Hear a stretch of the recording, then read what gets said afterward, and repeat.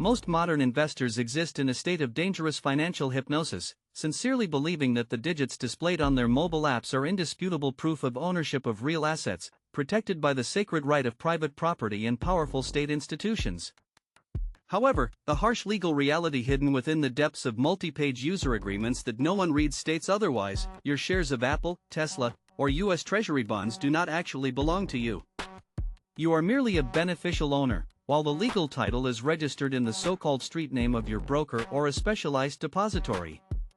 This layered system of intermediaries was created under the pretext of ensuring speed and liquidity in modern trading, but its true purpose is to turn your capital into a tool that financial institutions can exploit for their own interests.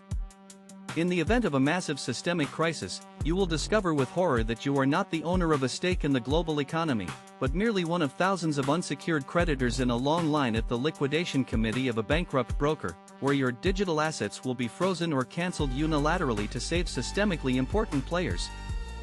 The second, even deeper layer of this destructive trap is the mechanism of rehypothecation, which turns your brokerage account into a hidden casino where bets are made with your own money without your knowledge.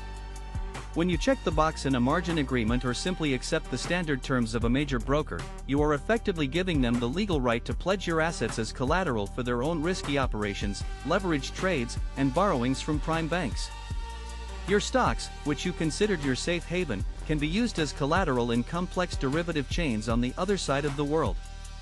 During periods of market calm, this scheme works flawlessly, creating an illusion of stability, but when high volatility arises, an irreversible domino effect is triggered. If your broker's counterparty fails, your assets, which became collateral in someone else's trade, instantly vanish into a legal black hole of competing creditor claims. You suddenly realize that your portfolio was wiped out not because the quotes of the companies you chose fell, but because your intermediary lost in the Wall Street casino using your securities as chips, and now systemic clearinghouses are forcibly seizing them to close holes in the balance sheets of financial giants. Many investors in the US and beyond blindly rely on SIPC, Securities Investor Protection Corporation, protection, mistakenly viewing it as some magical shield analogous to FDIC bank deposit insurance, but this trust is built on a fundamental misunderstanding of the system's scale. SIPC is not a government agency but a non-profit membership organization with an extremely limited budget that looks like a drop in the ocean compared to the trillions of dollars held in custody by brokerage houses. In the case of a local fraud by a single broker, the system might work, but in the systemic default of 2026, when dominoes begin to fall in all sectors of the economy, SIPC reserves will evaporate in the first few hours. The $500,000 limits are merely a theoretical figure. The process of asset recovery can drag on for years of litigation, during which your capital will be locked, devaluing under the blows of hyperinflation. Furthermore, SIPC does not protect against market decline, and if there is a shortage of shares in the broker's general pool, you will simply be paid a cash equivalent at the price at the time of bankruptcy. In a world where markets can recover or skyrocket due to currency devaluation, you will be left with a stack of devalued paper while the elites finalize the evacuation of their real capital into tangible resources. An even less studied but critically dangerous factor is the risk of central counterparties in clearing houses, which represent the invisible plumbing of the financial world, concentrating all the systemic risk of the planet.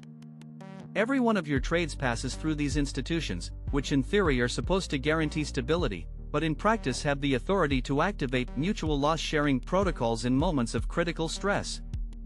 If one of the largest market participants defaults, the clearinghouse has the legal right to forcibly seize funds and assets from all other participants in the system, including your broker and, consequently, you, to prevent a total collapse of the financial infrastructure. This process, known as a haircut, happens instantly and without discussion with retail investors, as it is decided at the level of regulators under the banner of protecting national security and preventing chaos. In this game, the rules change depending on the severity of the crisis, and your private property in a digital ledger is instantly transformed into a public resource that the system ruthlessly burns to support the agony of the dying dollar order, leaving you with a zero balance and void legal claims. Technical glitches, sudden maintenance works, and security updates of brokerage apps during moments of peak market panic are not accidental programmer errors but a deliberate strategy for managing liquidity and preventing mass capital flight. When the market begins a free fall and retail investors in horror try to hit the sell button, broker interfaces suddenly freeze, cutting you off from managing your funds exactly when the question of your financial survival is being decided. This is a digital form of a bank run, where instead of steel shutters, you see an endless loading icon on your device's screen. While you are locked out of the system, the algorithms of institutional players with direct access to exchange servers manage to exit positions at your expense, using your locked liquidity as ballast. By the time the technical problem is resolved, your portfolio will already be worth pennies, and the broker will be protected by a clause in the contract exempting them from liability for any delays in electronic systems. You will find that at the critical moment, you are not a market subject, but merely a passive observer of your own ruin, locked outside a casino that has already caught fire. The only way to save your capital from this impending silent default lies through a conscious rejection of the convenience of digital promises in favor of true, sovereign ownership of assets. This requires a transition to the direct registration system, DRS, where your name is entered directly into the issuer's register, tearing your assets out of the dirty hands of intermediary brokers and ending their use in rehypothecation schemes. You must realize that in a world where the volume of debt and derivatives exceeds the real mass of goods and services dozens of times over, any digital obligation is a fiction that will be annulled at the first serious shock. True investing today is not the accumulation of pixels on a screen, but the acquisition of physical assets, gold, land, tools, and resources that cannot be deleted at the push of a button or frozen by a compliance department's decision. Your financial future depends on whether you manage to exchange your virtual claims for real physical values before the banking terminal shows a final connection error.